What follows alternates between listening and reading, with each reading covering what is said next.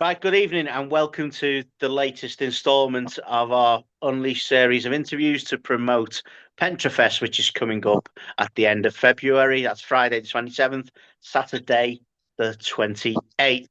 And tonight I am with Matt from Battalions. How are you doing, Matt?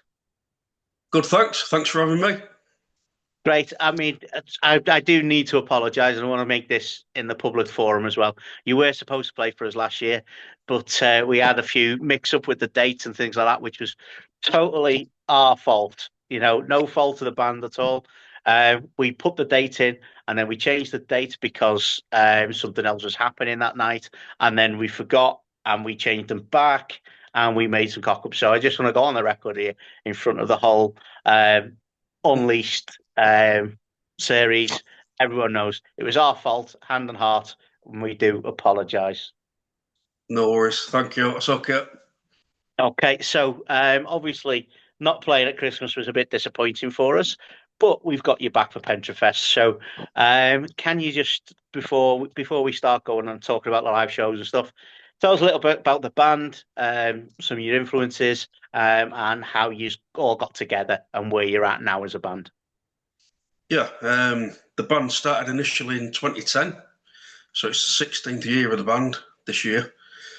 Started in Hull, in Yorkshire, and it's basically a band that started out of friends who knew each other from the scene back then, and we wanted to play some nasty, heavy, riff-based sludge metal. And one of the biggest influences back then at the time was a band called Iron Monkey from Nottingham. And the original drummer, Chris and Phil, they wanted to do an Iron Monkey type band. And I jumped in. The original guitarist is not in the band anymore. He does his own blues stuff now. But so yeah, 16th year. We've had a few lineup changes during the 16 years. The current drummer, Simon, joined us about 5 years ago. And when Simon joined us, went from strength to strength. Simon's absolutely amazing. So there's me, bass, Simon on drums. Phil's the original vocalist from 2010. And Pete Cross is the original guitarist, one of the original guitarists from that era as well. So the four of us, at one point, were a five-piece as well, but now we slimmed down to a four-piece, one bass, one guitar, and it works perfect for the band. It's that simplicity of big riff, noisy, sludgy music with cut glass vocals over the top, screaming, the Iron Monkey style thing. That's what we wanted to do, and that's what we sort of carry on today. Bit of variations in there on different albums, but the main thing is the same harsh, nasty music. But it has to have groove and bounce with it as well. We're very good at groove and bounce. We don't like it to be boring. There's another big band, another massive influence on us is a band called Scissor Fight from the USA. Scissor Fight do an amazing groove and bounce, groove metal, and they don't stop. And Scissor Fight, a massive influence on our drummer Simon and the rest of us. So Scissor Fight comes into a lot as well. Big melodic riffs with harsh vocals screamed over the top, and it works very well for us. It works really good. Yeah. So a 16-year history. So that's quite a long time. You must have some stories there. And you played some big shows.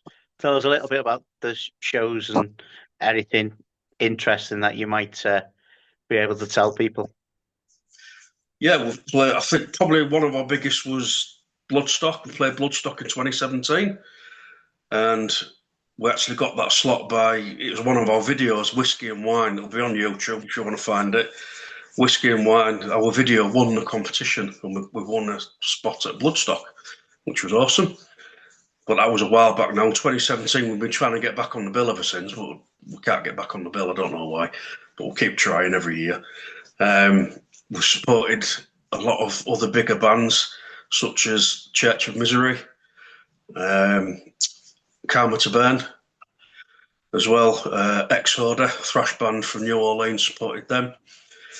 Conan, Raging Speed On. Big fans of Raging Speed On as well. That's another big influence on this band. So we played some great gigs over the years. Played some rubbish ones as well, don't get me wrong, but every band does the same, don't they? But yeah, we played some fantastic gigs. Also supported Desert Storm on a 12-day UK tour, and that was when I was in Desert Storm as well. I was doing 2 shifts a night, which was for 12 days, which was a killer. But I'm not in Desert Storm anymore, just in Battalions. But we're still good friends. So yeah, we've had some good gigs, some good tours, bombing around the country. We've only played the UK and Scotland and Wales a couple of times. We've never been off the country yet, if you know what I mean. Never been to Europe yet. Hopefully one day we'll get over to Europe if someone will have us, you know. Maybe Ireland as well. That's what we've looked at Ireland in the past. That'd be nice to do that. Yes. So yeah, it's great playing. It's awesome playing with bigger bands because you get to show them what you can do, and you get some good feedback, hopefully, off the bigger bands, you know. And it's a good. It eggs you on to carry on, you know. So it's getting the big support slots is brilliant. If we can get the big support slots, that's one of the best things any band can do.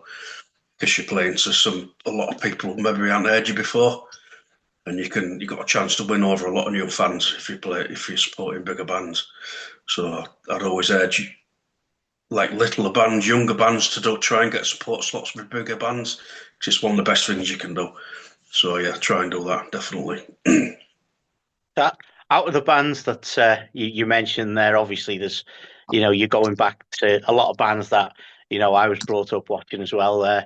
Obviously, you mentioned Exorder as a thrash band, and the rumor is that Pantera which they were a glam rock band until they saw Exorder and then changed as well. Karma to Burn, bands from the past and things like that. You must have learned a lot from playing with bands of that caliber. Oh, definitely, you do. It's from basic things like seeing what gear they're using, see what cabs, what amps they use, pedals as well, and just to watch how they apply their trade on the stage. You can learn a hell of a lot from people like that. I think one of the best ones we did was supporting Karma to Burn and Desert Storm. Actually, they was on the bill as well, and Battalions opened the gig for the 3 bands. And we watched Desert Storm and then we watched Karma to Burn. But by the time Karma to Burn played, we were all pretty drunk. So it was a small venue in Leeds, Leeds Foam. So we were at the front of the stage, going for it, head banging, dancing. And Will from Karma to Burn was watching us laughing his head off because we were all that drunk and jumping about, and it was absolutely amazing. And to think that we were stood dancing to a band, and we've just played and supported them as well, a band as good as Karma to Burn, was just like out of this world, you can't beat something like that. So that was one of the best ones in my memory. That's one of the best ones, Karma to Burn. Great guys, and absolutely awesome night. Awesome night. So obviously over the 16 years, you've released a few albums in the past, and can you talk about how you've changed and how you've evolved a little bit from the first album to where you stand now? Yeah. The first album it was a self-release by ourselves called Nothing to Lose, and we're actually a 5-piece back then with a second guitarist.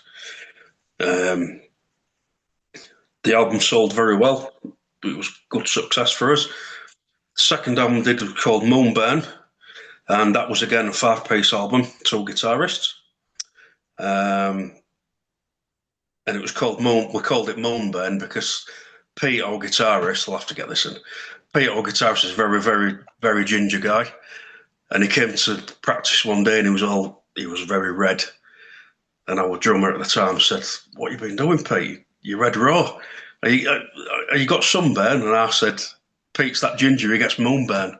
And that's where the title came from. So that was the title of the second album, Moonburn, tribute to Pete. But that was a 5-piece album. Then we did Forever Marching Backwards. We dropped to a 4-piece by then. we'd had a bit of an argument with his second guitarist, and he left the band, and we decided to carry on as a four-piece.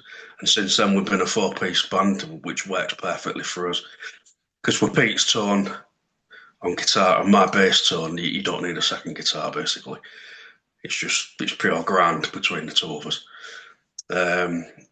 So Forever Marching Backwards, that one we signed to APF Records for that one with Andrew Field, which was an amazing jump for us because it was someone who believed in us and spent money producing our album on vinyl and CD, which was amazing. For me to be on a vinyl record was something unbelievable. And then he released the next one, King of a Dead World. That was our latest album about 4 years ago. King of a Dead World. Fieldy released that one as well. That's on APF Records, and that went brilliant all over the world. We sold albums, countries all over the place: Australia, Germany, Canada, USA, and we couldn't believe it. It was just like, what the hell's going on? We're selling albums worldwide, which is ridiculous. But yeah, but it works. So at the minute, we're still a four-piece with Simon, the new drummer, even though he's been in the band about 4 years. But it'll be Simon's second album. And at the minute, we're writing. We've got about 6 tracks new, just about built. And we're aiming for like 8 songs. And we've potentially got a studio booked in May to record. And hopefully on APF Records, it'll be out in November. New release, new album. Hopefully, fingers crossed. But that's the plan, yeah. So we're hard at work at the minute writing. Although we've just had a couple of gigs pop up, a couple of offers that we couldn't turn down. So we're actually playing next Friday in Bradford, and we haven't even rehearsed. It's like, oh no, because the first gig was going to be Pentrefest, first gig of the year.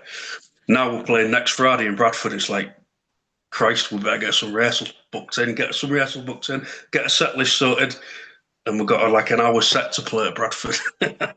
So that's going to be a good one. But you got to be prepared to jump in. If you get gig offers that are good, headline slots especially, you can't say no. You can't turn them down. So yeah, so that'll be good. But yeah, album wise, we've done the 5. APF also released a compilation. Actually, our first 2 albums, Nothing to Lose and Moonburn. Andrew Field put them together as one album, as a 15-track album compilation. That was called Pure Humber Sludge. So there's that one as well. The first 2 albums on one CD, which is a really good package. But he was supposed to release Moonburn, the second album, but he turned it down. And then we saw him at Bloodstock and we played in 2017. And Fieldy approached us and said, and he actually apologised, saying, I shouldn't have turned that album down. Moonburn is fantastic. And he said, I'm signing you for your next album. I'm missing another chance. I'm not missing it again. I'll sign you up. So he signed us for the next album, which was Forever Marching Backwards, which was lovely to hear. And then he went back to the first 2 albums and put them on one CD. So he sort of corrected his mistake there. But yeah, it's busy. It's good. It's good. I can't complain at all. It's very good. So are any of the new stuff going to be ready for Pentrefest or not? I think we're putting 2 new tracks into the set. We've been playing 1 new track. We're putting a second one in. Well, I've said I want to put a second new track into the set. So we should be playing 2 new songs at Pentra, definitely, yeah. I'm not sure how Simon and Pete feel about it, but I'm like, no, we're doing it.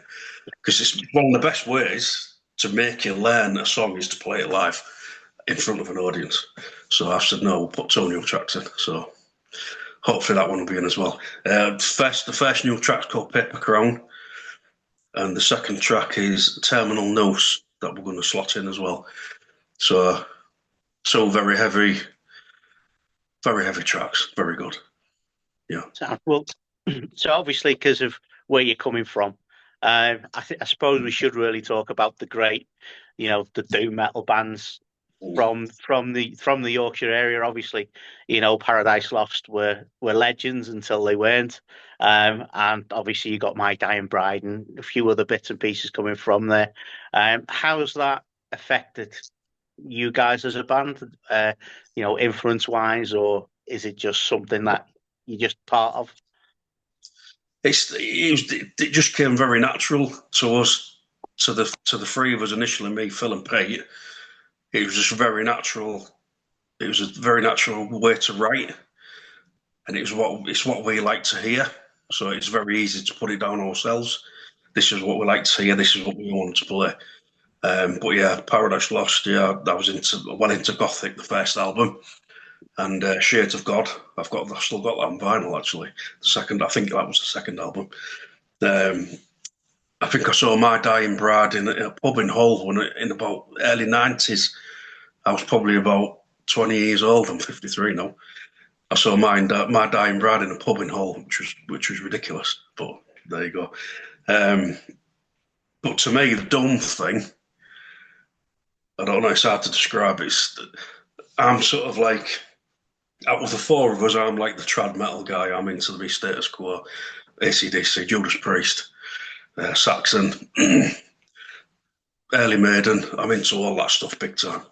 Early Metallica, Pantera. But the Dome thing is something I sort of evolved into. When I heard the band, because one of my biggest influences is Geezer Butler and Black Sabbath, most metal bassists will say the same. But when I heard bands like St. Vitus and Trouble, another big one, I was just blown away. And I thought, what the hell is this? And it just touched me straight away, immediately touched me. It was like, this is me. This is what I need to do, So to me, it was just a perfectly natural thing. I know we're in sort of different environments, St. Vitus and Trouble, been in Hull, Yorkshire. But to me, the doom metal thing is universal, I think. It's totally universal. If you're into doom metal, bang, you're there. It don't matter where you are, don't matter what you do. Doom metal, it's there, and it'll always be a staple for me. It's definitely a staple. And that comes out in our music, I think. We have quite a few songs which are very slow, very doomy, very heavy. Well, it's all very heavy, really. But we do have some thrash influences in there. Our new stuff we're writing right now, there's quite a lot of hardcore bits in the new tracks. Some hardcore breakdowns and stuff. So that's coming out a little bit. But yeah, the doom metal thing, I was brought up on Sabbath, and you just can't beat the proper doom metal. Can't beat it, and that's where the Iron Monkey thing comes in here in the UK. Iron Monkey, Raging Speed On, and of course you got the I Hate God from New Orleans as well, and Crowbar. Another favourite of mine is Crowbar. You just can't beat those type. As the Crowbar say, keep it slow, tune low, and that's what we do. Keep it slow, tune low. That's what we try and do, go by the same sort of mantra. But yeah, it's a guttural thing, isn't it? Doom metal's a guttural thing, and it gets you down there where it should do. When the bass grabs you here, and that's it. That's how you know the bass is working, isn't it? When a riff gets you, when you hear a riff and you think, oh my God, that's amazing. It's just, we can't 100% pure into it. You can't beat it. That's all. So, for those that don't know anything about your band, can you tell them what can you expect from a battalion show at Pentrefest? Yeah, it'll be loud. It'll be noisy, energetic. We go for it big time. We don't mess about. I've injured myself quite a few times playing gigs and hurt myself. I used to be really bad. I used to be. In the past, I've smashed gear up and I've destroyed guitars and things like that. I don't do that anymore. I've calmed down a lot now. But every now and again, you still get the odd injury. I've split my head up, and once in a previous band we were supporting. Oh God, what was it? Agnostic Front at a gig, or was it Biohazard? I think it was Biohazard in Norwich. We were supporting Biohazard at a small club in Norwich. Steel pillar in front of the stage. Midway through the set, I nutted the steel pillar. I've still got a 2-inch scar on my head here. But after the set, I was covered in blood. And blood was dripping all over the stage. It was all of our drummer's cymbals, because I was headbanging, obviously, playing. And the band, I didn't realise injured myself that bad until I looked up at the guitarist in that band, who looked at me with a look of shock on his face, looking at me as if to say, "My God, what have you done?" And I felt the blood pouring down my head. But things like that, it's energetic, it's powerful. We go for the throat. And we sort of always have, every band I've always sort of been in is the attitude is, if you don't like it, do one. This is what we do. Not in a nasty way, but in a way like this is what we do. This is how it is. It's loud, it's nasty, it's horrible. There's Phil screaming over the top of everything, cut glass vocals, and that's what we do. And it's pure sludge metal, basically. Groovy sludge metal, yeah. You were very, very close then to quoting Manowar and saying "leave the hall," but yeah, definitely. well, anyway, Matt, it's been an absolute pleasure having a chat with you and catching up. We can't wait to be hosting you in February. Like I say, thank you very much, and we'll see you soon. Thank you. Come to Pentrefest. Come and see Battalions Pentrefest in February. You won't be disappointed. Thank you. Okay, I'm Matt from Battalions, Whole Sludge Metal. This is the video for our track Forever Marching Backwards from the album Forever Marching Backwards. If you like it, check us out. Come and see us at Pentrefest. Thank you.